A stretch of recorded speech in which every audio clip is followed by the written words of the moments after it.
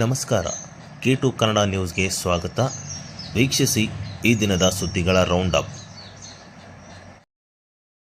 ರಾಜ್ಯ ಸಣ್ಣ ನೀರಾವರಿ ಮತ್ತು ವಿಜ್ಞಾನ ಮತ್ತು ತಂತ್ರಜ್ಞಾನ ಸಚಿವ ಎನ್.ಎಸ್. ಬೋಸರಾಜ್ ಅವರ 79ನೇ ಜನ್ಮ ದಿನೋತ್ಸವ ಅಭಿನಂದನೆ ಹಾಗೂ ಚೈತನ್ಯ ಸಾಗರ ಗ್ರಂಥ ಲೋಕಾರ್ಪಣೆ ಸಮಾರಂಭ ದಿನಾಂಕ 21ರಂದು ನಗರದ ಕೃಷಿ ವಿಶ್ವವಿದ್ಯಾಲಯ ಆವರಣದಲ್ಲಿ ನಡೆಯಲಿದೆ ಎಂದು ಶಾಸಕ ಜಿ. ಹಂಪಯ್ಯ ನಾಯ್ಕ ಅವರು ಹೇಳಿದರು. ಅವರಿಂದು ನಗರದ ಖಾಸಗಿ ಹೋಟೆಲ್ನಲ್ಲಿ ಸುದ್ದಿಗಾರರೊಂದಿಗೆ ಮಾತನಾಡುತ್ತಾ ವಿಧಾನಸಭೆ ಸಭಾಧ್ಯಕ್ಷರಾದ ಯುಟಿ ಖಾದರ್ ಅವರು ಕಾರ್ಯಕ್ರಮದ ಅಧ್ಯಕ್ಷತೆ ವಹಿಸಲಿದ್ದಾರೆ. ಕಾನೂನು ಮತ್ತು ಸಂಸದೀಯ ವ್ಯವಹಾರಗಳ ಸಚಿವ ಎಚ್.ಕೆ. ಪಾಟೀಲ್ ಅವರು ಉದ್ಘಾಟನೆ ನೆರವೇರಿಸಲಿದ್ದಾರೆ ಎಂದರು. ಗೃಹ ಸಚಿವ ಡಾಕ್ಟರ್ ಜಿ. ಪರಮೇಶ್ವರ ಅವರು ಗ್ರಂಥ ಲೋಕಾರ್ಪಣೆಗೊಳಿಸಲಿದ್ದಾರೆ. ಈ ಕಾರ್ಯಕ್ರಮದ ಘನ ಉಪಸ್ಥಿತಿಯನ್ನು ವೈದ್ಯಕೀಯ ಹಾಗೂ ಜಿಲ್ಲಾ ಉಸ್ತುವಾರಿ ಸಚಿವ ಡಾಕ್ಟರ್ ಶರಣ್ ಪ್ರಕಾಶ್ ಪಾಟೀಲ್, ಕನ್ನಡ ಮತ್ತು ಸಾಂಸ್ಕೃತಿಕ ಇಲಾಖೆ ಸಚಿವ ಶಿವರಾಜ್ ಎಸ್. ತಂಗಡಗಿ ಹಾಗೂ ತೆಲಂಗಾಣ ರಾಜ್ಯದ ಉಪಮುಖ್ಯಮಂತ್ರಿ ಮಲ್ಲುಪಟ್ಟಿ ವಿಕ್ರಮಾರ್ಕ, ಪಶುಸಂಗೋಪನಾ ಮೀನುಗಾರಿಕೆ ಸಚಿವರಾದ ವಾಟಗಿ ಶ್ರೀಹರಿ ವಹಿಸಲಿದ್ದಾರೆ ಎಂದರು. ಹಿರಿಯ ಸಾಹಿತಿ ಎಲ್. ಹನುಮಂತಯ್ಯ ಅವರು ಚೈತನ್ಯ ಸಾಗರ ಗ್ರಂಥದ ಕುರಿತು ಪರಿಚಯ ಮಾಡಲಿದ್ದಾರೆ. ಬೋಸರಾಜ್ ಅವರ ರಾಜಕೀಯ ಜೀವನ ಮಾದರಿಯಾಗಿದೆ. ಸರಳ ಸಜ್ಜನಿಕೆಯ ವ್ಯಕ್ತಿತ್ವ ಹೊಂದಿದ ಬೋಸರಾಜ್ ಅವರು ಎಲ್ಲ ಸಮುದಾಯದ ಜನರೊಂದಿಗೆ ಉತ್ತಮ ಒಡನಾಟ ಹೊಂದಿದ ಧೀಮಂತ ನಾಯಕರು. ಈ ಹಿನ್ನೆಲೆಯಲ್ಲಿ ಸಚಿವ ಎನ್.ಎಸ್. ಬೋಸರಾಜ್ ಜೀವನ ಚರಿತ್ರೆ ಆಧರಿಸಿ ಸಾಹಿತಿಗಳ ಜೊತೆಗೆ ಸುದೀರ್ಘ ಚರ್ಚೆ ನಂತರ ಗ್ರಂಥ ಹೊರತರಲಾಗಿದೆ. ಸಚಿವರ ಜೀವನ, ಅಭಿವೃದ್ಧಿ ಕೆಲಸಗಳು ಹಾಗೂ ಅವರ ಹೋರಾಟ ಮೇಲುಕು ಗ್ರಂಥದಲ್ಲಿ ರೂಪಿಸಿಕೊಳ್ಳಲಾಗಿದೆ. ಚೈತನ್ಯ ಸಾಗರ ಗ್ರಂಥ 350 ಪುಟಗಳನ್ನು ಒಳಗೊಂಡಿದೆ. ಕಾರ್ಯಕ್ರಮದಲ್ಲಿ ಜಿಲ್ಲೆಯ ಎಲ್ಲ ಜನಪ್ರತಿನಿಧಿಗಳು ಆಗಮಿಸಲಿದ್ದಾರೆ ಎಂದರು.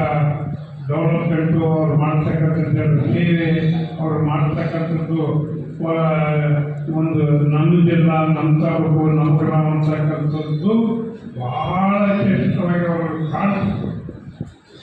ನಮ್ಮ ಜಿಲ್ಲೆ ದೇಶ ಆಗಬೇಕು, ನಮ್ಮ ತಾಲೂಕು ದೇಶ ಆಗಬೇಕು, ಸಾಧನೆಯಲ್ಲಿ ನಮ್ಮ ಗ್ರಾಮ ದೇಶದ ಹೋಗ್ತಕ್ಕಂಥ ಪ್ರವೃತ್ತಿ ಉಳಿಸ್ತಕ್ಕಂಥದ್ದು. ಹಾಗಾಗಿ ಇವತ್ತು ಪ್ರತಿಯೊಂದು ರಂಗದಲ್ಲೂ ಅವರು ಮಾಡಿದಂಥ ಕೆಲಸಗಳು ಪ್ರತಿಯೊಬ್ಬ ಸಾಮಾನ್ಯ ರೀತಿಯಿಂದ ದೊಡ್ಡ ರೀತಿಯಲ್ಲಿರ್ತಕ್ಕಂಥ ಜನರು ಕೂಡ ಅವರ ಬೋಸರಾಜ್ ಏನು ಅಂತಕ್ಕಂಥದ್ದು ಗೊತ್ತಾಗಿದೆ.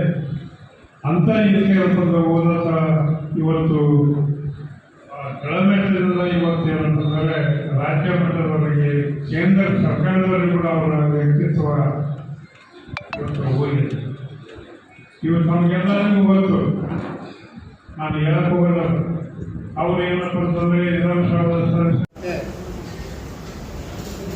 ಎನ್.ಎಸ್. ಬೋಸರಾಜ್ ಅವರ 79ನೇ ಜನ್ಮದಿನದ ಅಂಗವಾಗಿ ಚೈತನ್ಯ ಸಾಗರ ಗ್ರಂಥ ಲೋಕಾರ್ಪಣಾ ಸಮಾರಂಭವನ್ನು ಇದೇ ಶನಿವಾರ ದಿನಾಂಕ 21/6/2025 ಬೆಳಗ್ಗೆ 10:30 ಗಂಟೆಗೆ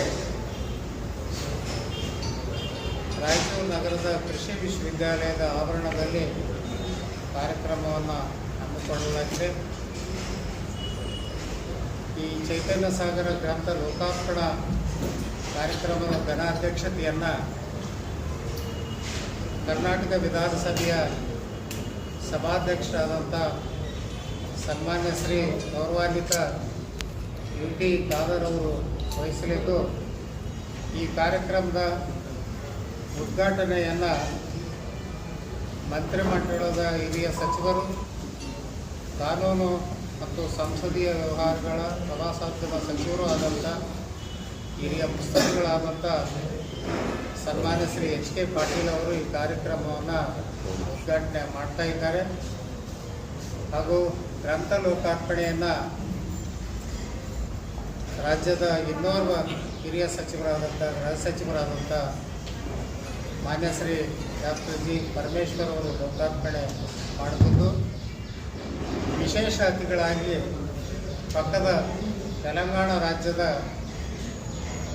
ಉಪಮುಖ್ಯಮಂತ್ರಿಗಳಾದಂಥ ಶ್ರೀ ಮಲ್ಲುಪಟ್ಟಿ ವಿಕ್ರಮಾರ್ಕ ಅವರು ವಿಶೇಷ ಅತಿಥಿಗಳಾಗಿ ಭಾಗವಹಿಸಲಿಕ್ಕೆ ಒಪ್ಪಿಗೆಯನ್ನು ನೀಡಿದ್ದಾರೆ. ಅವರ ಕಾರ್ಯಕ್ರಮ ಈಗಾಗಲೇ ನಿಗದಿಯಾಗಿದೆ. ಇದರ ಕಾರ್ಯಕ್ರಮದ ಉಪಸ್ಥಿತಿಯನ್ನು, ಘನ ಉಪಸ್ಥಿತಿಯನ್ನು ನಮ್ಮ ಜಿಲ್ಲೆಯ ಉಸ್ತುವಾರಿ ಸಚಿವರು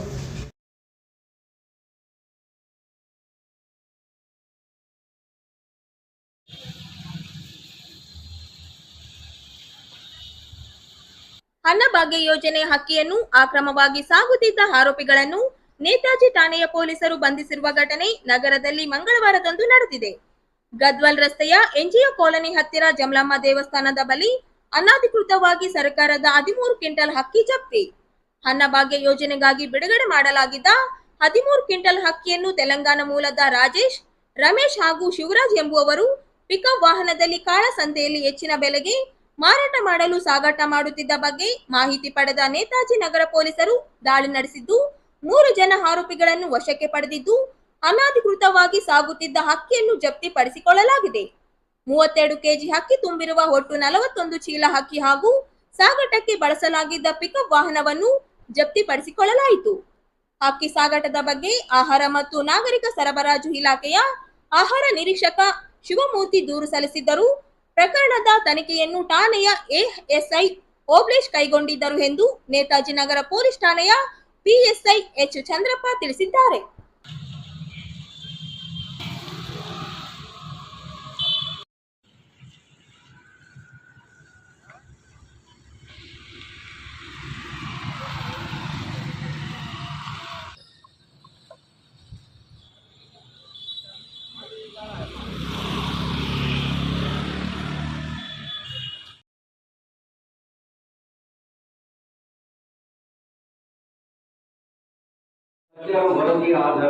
ಹೇಮ್ಸ್ ಧಾರವಾಡಕ್ಕೆ ಕೊಂಡೊಯ್ಯುವ ಕುತಂತ್ರ ರೂಪಿಸಿರುವ ಕೇಂದ್ರ ಸಚಿವ ಪ್ರಹ್ಲಾದ್ ಜೋಶಿ ಅವರಿಗೆ ತಾಕತ್ತು ಇದ್ದರೆ ತಮ್ಮ ನಿಲುವು ಸ್ಪಷ್ಟಪಡಿಸಲಿ ಎಂದು ಏಮ್ಸ್ ಹೋರಾಟದ ಸಮಿತಿ ಸಂಚಾಲಕರಾದ ಬಸವರಾಜ್ ಕಳಸ ಅವರು ಸವಾಲು ಎಸೆದರು.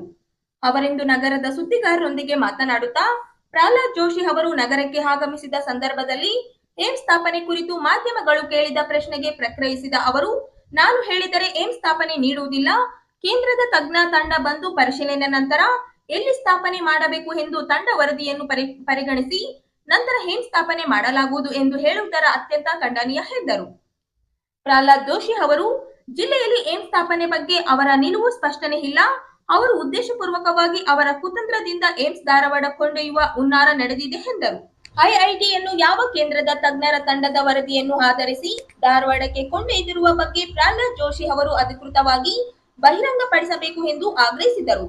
ಕಳೆದ 2 ವರ್ಷಗಳ ಹಿಂದೆ ಧಾರವಾಡದಲ್ಲಿ ಕೇಂದ್ರ ಸರ್ಕಾರದ ಅಧೀನದಲ್ಲಿ ಸ್ಥಾಪನೆ ಮಾಡಿದ ದಕ್ಷಿಣ ಭಾರತದ ಮೊದಲ ವಿಧಿವಿಜ್ಞಾನ ವಿಶ್ವವಿದ್ಯಾಲಯವನ್ನು ಯಾವ ತಜ್ಞರ ವರದಿಯನ್ನು ಆಧರಿಸಿ ಸ್ಥಾಪನೆ ಮಾಡಲಾಗಿದೆ? ಇದರ ತಾಕತ್ತು ಇದ್ದರೆ ಬಹಿರಂಗಪಡಿಸಲಿ ಎಂದು ಆಗ್ರಹಿಸಿದರು.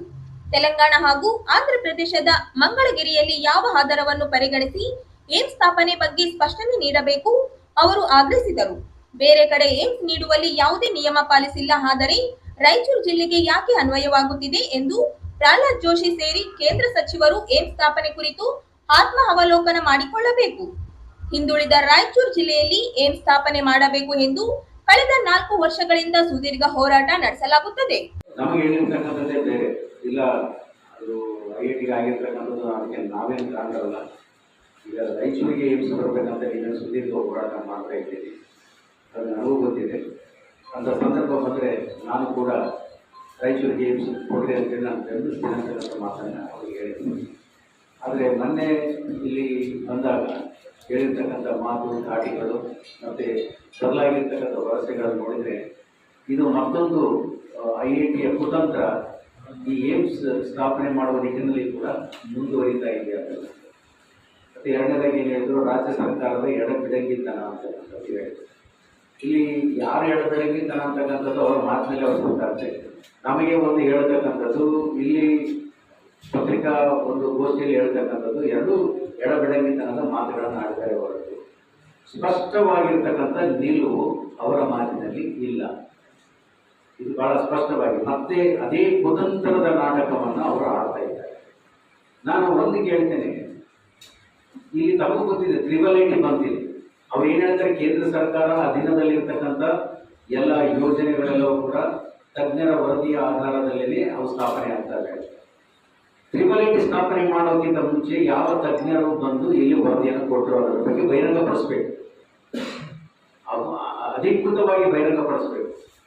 ಯಾವ ಆಧಾರದಲ್ಲಿ ಕೊಟ್ಟರು 888? ಧಾರವಾಡದಲ್ಲಿ 2 ವರ್ಷದ ಕೆಳಗಡೆ ಫೊರೆನ್ಸಿಕ್ ಯೂನಿವರ್ಸಿಟಿ ಸ್ಥಾಪನೆ ಆಯಿತು. ಅದು ಕೇಂದ್ರ ಸರ್ಕಾರದ ಅಧೀನದಲ್ಲಿ ಇರತಕ್ಕಂಥ ಒಂದು ವಿಶ್ವವಿದ್ಯಾಲಯ. ಇಡೀ ದಕ್ಷಿಣ ಭಾರತದಲ್ಲಿನೇ ಏಕೈಕ ಒಂದು ಫೊರೆನ್ಸಿಕ್ ವಿಶ್ವವಿದ್ಯಾಲಯ, ಕನ್ನಡದಲ್ಲಿ ವಿಧಿವಿಜ್ಞಾನಗಳ ಒಂದು ವಿಶ್ವವಿದ್ಯಾಲಯ.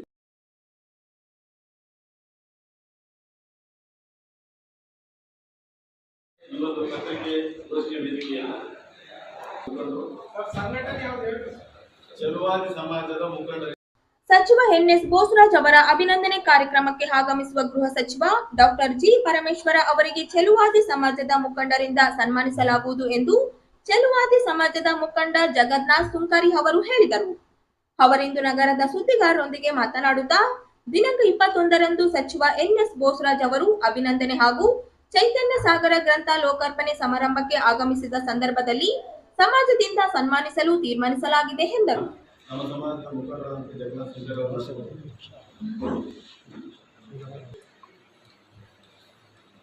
ಈಗ ಬಂಧುಗಳೇ, ಸಮಾಜದ ವತಿಯಿಂದ ಕೆಲವಾರು ಸಮಾಜದ ವತಿಯಿಂದ ಈ ಘೋಷಣೆ ಹಮ್ಮಿಕೊಳ್ಳಲಾಗಿದೆ.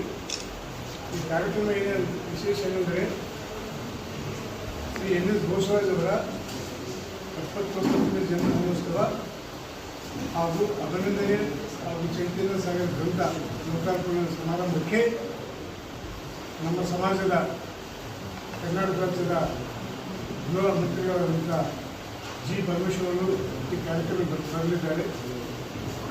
ಇನ್ನೊಬ್ಬ ಆಂಧ್ರ ತೆಲಂಗಾಣದ ಮುಖ್ಯಮಂತ್ರಿಯಾದಂಥ ಮಲ್ಲು ಭಟ್ಟರು ತಿರುಮಾರ್ಕ ಉಪಮುಖ್ಯಮಂತ್ರಿಗಳು ತೆಲಂಗಾಣ ಈ ಕಾರ್ಯಕ್ರಮದಲ್ಲಿ ನಮ್ಮ ಸಮುದಾಯ ಚೆಲುವಾದಿ ಬಂಧುಗಳಿದ್ದಾರೆ. ಚೆಲುವಾದಿ ಸಮಾಜದ ಹಿರಿಯರು ಆಗಿದ್ದಾರೆ. ಅವರೆಲ್ಲ ವಿಶೇಷವಾಗಿ ಸುಮಾರು ವರ್ಷಗಳಿಂದ ನಮ್ಮ ಗೃಹ ಮಂತ್ರಿಗಳಾದಂಥ ಜಿ ಪರಮೇಶ್ವರವರು ನಮ್ಮ ಸರ್ಕಾರ ಬಂದಾಗಿನಿಂದ ಈ ಕಡೆ ಈ ಭಾಗಕ್ಕೆ ಬಂದಿಲ್ಲ.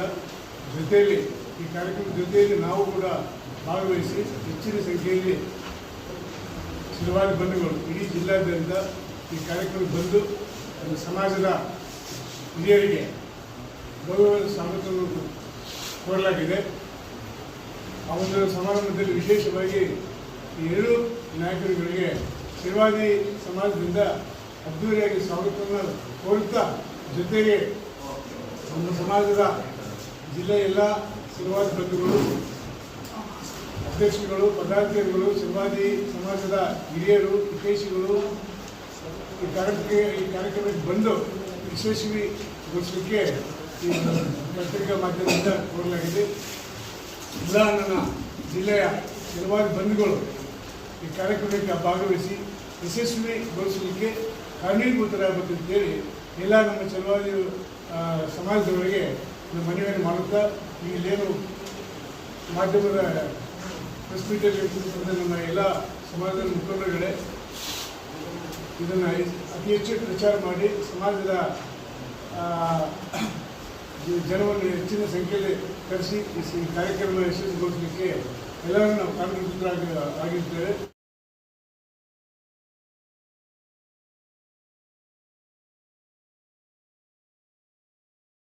ತಾರನಾಥ ಶಿಕ್ಷಣ ಸಂಸ್ಥೆಯ ಬಿಆರ್ಬಿ ವಾಣಿಜ್ಯ ಮಹಾವಿದ್ಯಾಲಯ ಜೈಲರಿಂಗಿ ಬೇಸಿಕ್ ಕಂಪ್ಯೂಟರ್ ಮತ್ತು ಟ್ಯಾಲಿ ಸರ್ಟಿಫಿಕೇಟ್ ಕೋರ್ಸ್ಗಳ ಉದ್ಘಾಟನೆ ಕಾರ್ಯಕ್ರಮ ಸೋಮವಾರ ನಡೆಯಿತು.